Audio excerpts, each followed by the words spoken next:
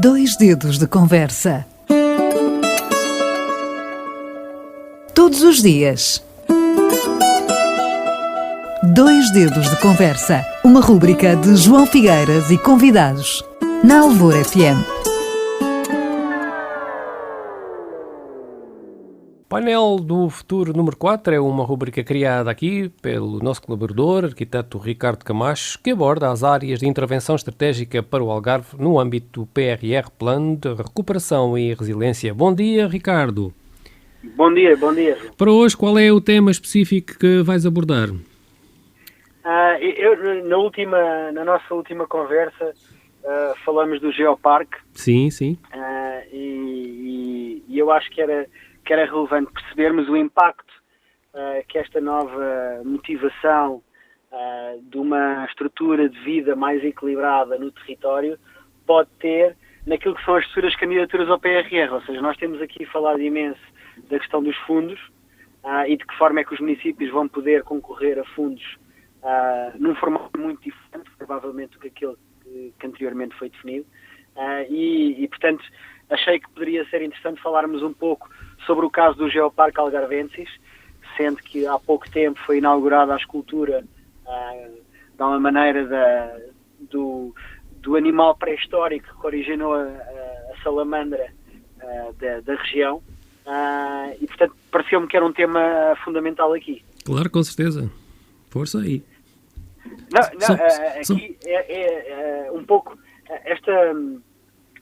Estas entidades ajudam a provavelmente fazer aquilo que não se conseguiu fazer durante muitos anos. Ou seja, durante muitos anos não foi possível estabelecer relações entre os municípios para projetos comuns. E nós agora temos as terras do Infante ali na Costa Vicentina, temos este Geoparque Algarvensis com Lolé, Silves e Albufeira.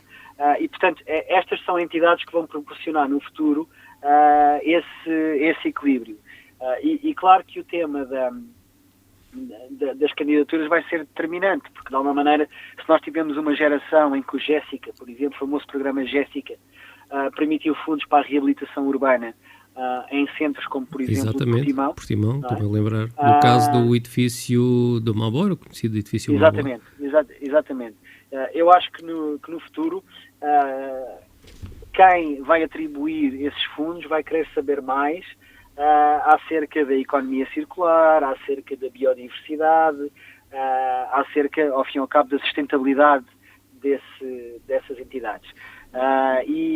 Por exemplo, neste momento, o Geoparque Algarvensis tem uma das componentes do projeto são as aldeias tradicionais, nos quais se inclui Paderne, Alte, Nafim, Sines, como uma aldeia tradicional, e neste momento há alguns projetos em curso, nomeadamente o auto-intitulado Reabilitação Urbana do Centro Antigo de Messines.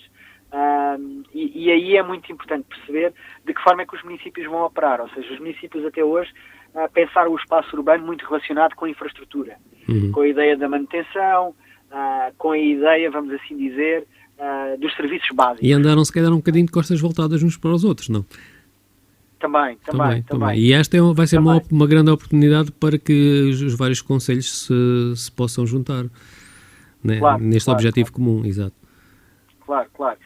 Mas, por outro lado, também vão surgir aqui questões que estão mais relacionadas com a qualidade de vida de quem vive estes territórios do que propriamente as questões da identidade ou até, de alguma maneira, da estratégia turística ou de promoção turística. E aí eu acho que temos que mudar um pouco o modelo. Provavelmente a lógica vai ser um pouco alterada e vamos estar a falar muito mais de qual é a qualidade de vida nestes territórios, de que forma é que o urbano se relaciona com o rural, não é? E essa relação do urbano com o rural é um tema muito particular no Algarve, e muito particular principalmente aos territórios do Barrocal e da Serra, não é?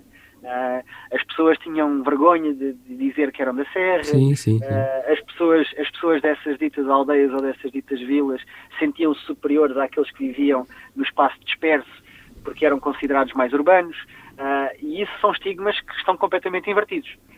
Ou seja, nesta lógica da qualidade de vida, provavelmente essa relação entre o urbano e o rural é uma coisa que vai ter cada vez mais um valor maior. Sim, isso sente-se hoje em dia. Exemplo, As pessoas adoram ir a Monchique, adoram ir claro, às zonas do Barrocal e falar com agentes, usos, costumes, gastronomia, e isso é um facto. Ainda bem que assim o é, não é? Claro. Por exemplo, em Monchique temos o projeto desta área de incremento botânico, de preservação da floresta Lauro e Silva, ali em todo o vale, quando se chega a Monchique. E, portanto, aqui passa um pouco de perceber como é que os municípios podem operar nesse campo e de que forma é que vão definir estratégias de intervenção que possam ser transversais. Aliás, os PDMs que estão em revisão deviam já ter esta consideração em causa, de alguma maneira, deviam considerar este tipo de interações e provavelmente temos que passar a uma fase de projetos ou de construção de motivações que tomem em consideração outro tipo de valores que não apenas os valores do melhoramento da infraestrutura, ou seja, da rede viária. Faz sentido ou não ter carros em todo lado, não é? Porque provavelmente o PRR não vai dar financiamento a um projeto que continua a promover o uso do carro, por exemplo. Claro. Não é? Mas, por outro lado, há todo o desafio social relativamente às pessoas mais idosas, à dificuldade de mobilidade, principalmente nestes territórios onde existem topografias muito acidentadas, não é? A questão dos pavimentos, tudo isso são questões que eu acho que vão ter aqui um impacto muito grande. E o PRR, neste momento, a única coisa que define é uma estratégia muito concreta relativamente à bacia hidrográfica das ribeiras do Algarve e à questão da drenagem das águas no espaço urbano.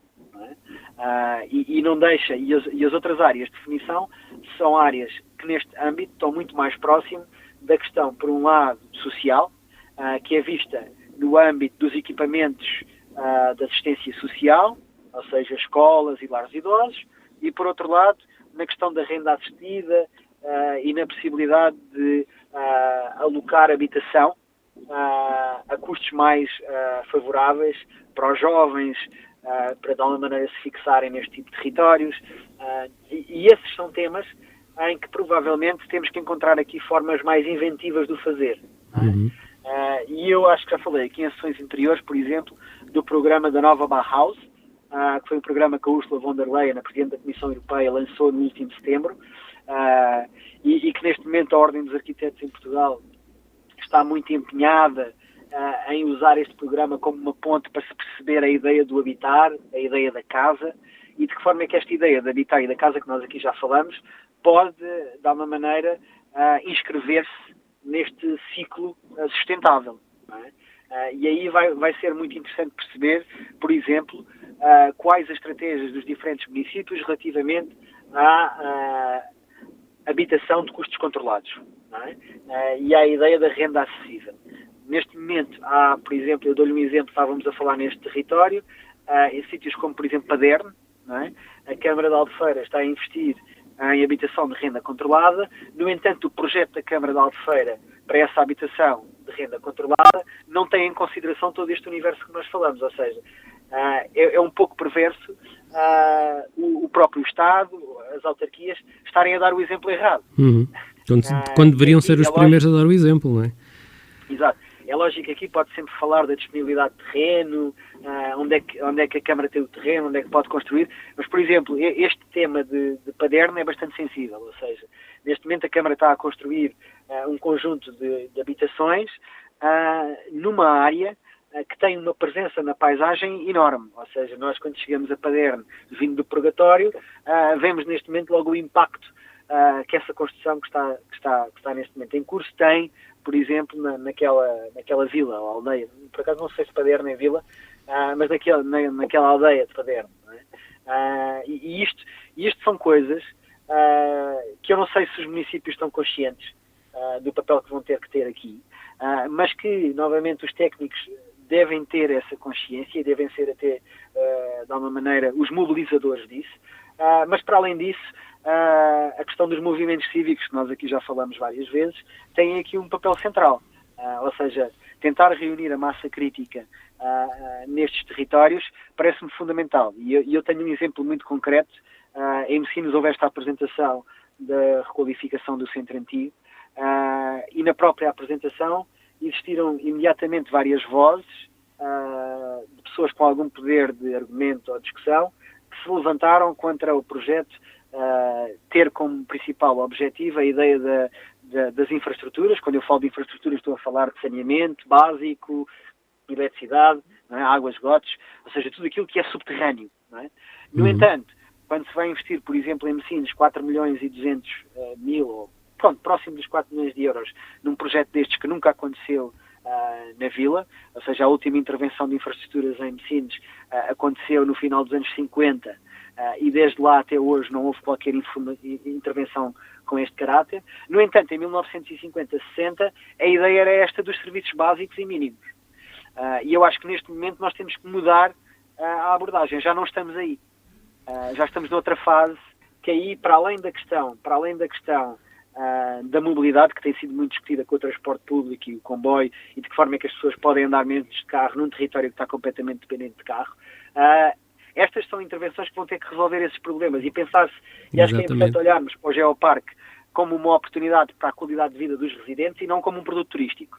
E nesse sentido, eu acho que temos aqui espaço para mudar muita coisa na região, e gostava de deixar aqui o repto para, de alguma maneira, começarmos a investir naquilo que é a qualidade de vida dos que cá vivem. E não estar a definir a qualidade de vida dos que cá vivem por e simplesmente na questão do gerar empregos. Porque nós temos cada vez mais uma sociedade mais resiliente e mais capaz de encontrar soluções. E, portanto, aquilo que o Estado deve pensar é provavelmente na qualidade de vida.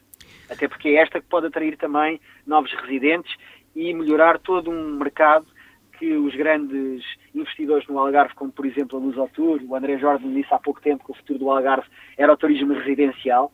Portanto, se queremos capitalizar esse dito turismo residencial, temos que pensar cada vez mais na qualidade de vida dos residentes. Qualidade de vida acima de tudo para os algarvios e todos aqueles também que nos visitam. Muito obrigado, Ricardo Camacho, por uma vez mais colaborares com 2 dedos de conversa na Alvoura FM. Um abraço. Um abraço.